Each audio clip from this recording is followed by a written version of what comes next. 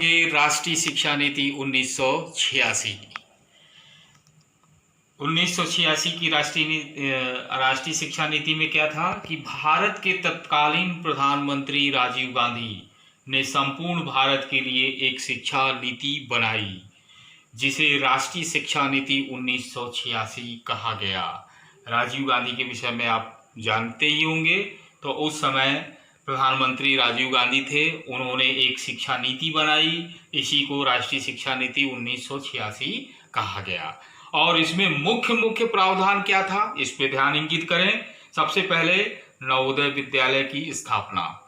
नवोदय विद्यालय की स्थापना अमीर व गरीब दोनों किस्म के छात्रों के लिए इस विद्यालय की स्थापना की गई। खासकर इसमें कहा गया कि ग्रामीण क्षेत्र के बच्चे इसमें ज़्यादा से ज़्यादा पढ़ेंगे। फिर उसके बाद डायट की स्थापना की गई, जिला शिक्षा एवं प्रशिक्षण संस्थान की स्थापना की गई, और इसके अंडर में समस्त जो शिक्षकों के ट्रेनिंग होंगे या शिक्षकों का जो भी प्रशिक्षण होगा वो डायट के अंतर्गत होगा। कितनी अच्छी बात 1986 की नीति में बताई गई। इसके अलावा ओपन यूनिवर्सिटी की भी बात कर दी गई, अर्थात ये दो तो था ही, लेकिन ओपन यूनिवर्सिटी की भी बात की गई। ओपन यूनिवर्सिटी मतलब जैसे आज कल आप लोग इग्नू देख रहे हैं, तो उसी तरह से ओपन यूनिवर्सिटी में की भी बात 1986 की नीति में की गई। इसके अलावा जो शिक्षक पढ़ा रहे हैं उनको भी प्रशिक्षण का कार्यक्रम चलाया जाए। इसके अलावा लड़कियों के लिए हॉस्टल की व्यवस्था की जाए। आंगनबाड़ी केंद्र की स्थापना की जाए। आंगनबाड़ी जो प्राथमिक विद्यालय में बच्चे जो पूर्व प्राथमिक विद्यालय में पढ़ते हैं तो उनके लिए आंगनबाड़ी की स्थापना की गई। इसके अलावा बाल केंद्रित शिक्षा के लिए ECC, early, E for early, C for child, C for care and education, इसका फुल फॉर्म, इसकी भी स्थापना की गई। Early child care and education की भी स्थापना की गई। इसके अलावा प्रौढ़ों को, अर्थात जो किशोरावस्था के बाद की अवस्था होती है, प्रौढ़ अवस्था, उनकी शिक्षा के बारे में भी राष्ट्रीय शिक्षा नीति 1986 में बात की गई। एक नज़र फिर से देख लें। भारत के तत्कालीन प्रधानमंत्री राजीव गांधी उस समय प्रधानमंत्री थे, संपूर्ण भारत के लिए एक शिक्षा नीति बनाई, जिसे राष्ट्रीय शिक्षा नीति 1986 कहा गया, जिसमें सर्वप्रथम नवोदय विद्यालय की स्थापना, इसके अलावा डायट की स्थापना, ओपन यूनिवर्सिटी की स्थापना, सेवारत शिक्षक प्रशिक्षण कार्यक्रम, गर्ल्स हॉस्टल की व्यवस्था, आंगनबाड़ी, बाल केंद्रित शिक्षा के लिए ECC, early child care and education program एवं प्रौढ़ों के लिए शिक्षा की बात की गई। अब आते हैं प्रोग्राम ऑफ एक्शन 1992। इसके अध्यक्ष कौन थे? आचार्य राममूर्ति। आचार्य राममूर्ति इसके अध्यक्ष थे।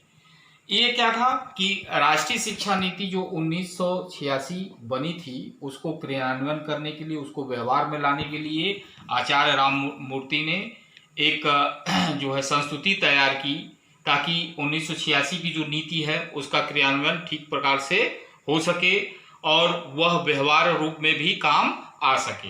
तो इसके लिए उन्होंने जो है प्रोग्राम ऑफ एक्शन 1992 दिया, जिसकी मुख्य संस्तुति, अर्थात 1986 की भी नीति में जो बातें कही गई वो भी बातें थी, लेकिन इसके अलावा जो मुख्य चीजें थी वो ये थी कि शिक्षा की सर्वव्यापकता, अर्थात शिक्षा सब जगह पहुंचे। इसका मतलब क्या हुआ? शिक्षा की सर्वव्यापकता मतलब सारे जगह शिक्षा पहुंचे एवं 100% नामांकन हो, मतलब जो भी बच्चे 14 वर्ष के कम आयु के बच्चे हैं उनका 100% नामांकन हो, और शिक्षा सर्वव्यापक मतलब हर जगह शिक्षा का प्रसार हो। 14 वर्ष तक के सभी बच्चों को शिक्षा दी जाए। प्रोग्राम ऑफ एक्शन में मुख्य बात क्या थी? 14 वर्ष तक के सभी बच्चों को शिक्षा दी जाए एवं शिक्षा के स्तर में सुधार किया जाए। बाकी चीजें 1986 की नीति में जो बातें बताई गई वो चीजें इसमें शामिल थी। फिर से एक बार समझें। प्रोग्राम ऑफ एक्शन 1992 यह राष्ट्रीय शिक्षा नीति 1986 का ही एक भाग है, जिसके अध्यक्ष आचार्य राममूर्ति थे। यह जो राष्ट्रीय शिक्षा नीति 1986 में बनी थी, उसका ठीक प्रकार से क्रियान्वयन हो सके, इसलिए प्रोग्राम ऑफ एक्शन 1992 के नाम से आचार्य राममूर्ति ने एक समिति का गठन किया या नीति का गठन किया, जिसे नीति एवं प्रोग्राम ऑफ एक्शन 1992 कहा गया। इसमें क्या था? शिक्षा की सर्वव्यापकता, मतलब शिक्षा हर जगह पहुंचे एवं 100% नामांकन हो शिक्षा में बच्चों का। इसके अलावा 14 वर्ष तक के सभी बच्चों को शिक्षा दी जाए, शिक्षण स्तर में सुधार किया जाए। बाकी सभी चीजें 1900 राष्ट्रीय शिक्षा नीति 1986 की ही इसमें शामिल थी। फिर उसके बाद आता है यशपाल समिति। इसके अध्यक्ष प्रोफेसर यशपाल थे, जो उस समय विश्वविद्यालय अनुदान आयोग के अध्यक्ष थे। इसका गठन मार्च 1992 में किया गया। इसका उद्देश्य था स्कूली छात्रों के बोझ को कम करना एवं शिक्षा में गुणवत्ता लाना। इसका मुख्य उद्देश्य यही था। फिर उसके बाद इसमें जो मुख्य सुझाव थे वो यह था कि पाठ्यक्रम निर्माण में शिक्षकों का सहयोग लिया जाए। क्या लिया जाए? पाठ्यक्रम निर्माण में शिक्षकों का सहयोग लिया जाए।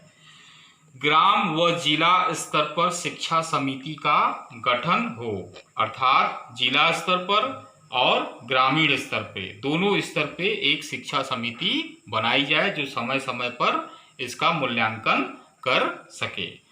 छोटे बच्चों को भारी बस्ते के बोझ को कम किया जाए, अर्थात छोटे बच्चे उस समय काफ़ी भारी बैग होता था, तो उसको कम करने की बात भी यशपाल समिति में की गई। विद्यालय में शिक्षक छात्र अनुपात 1:40 का हो। नर्सरी स्कूलों में प्रवेश साक्षात्कार के बल पर न लिया जाए, बल्कि स्वयं उसी तरह से उनका प्रवेश ले लिया जाए। इसके अलावा इन्होंने कहा इतिहास में स्वतंत्रता आंदोलन के विषय को भी शामिल किया जाए एवं नागरिक शास्त्र को हटाकर सामाजिक अध्ययन विषय भी इसमें रखा जाए।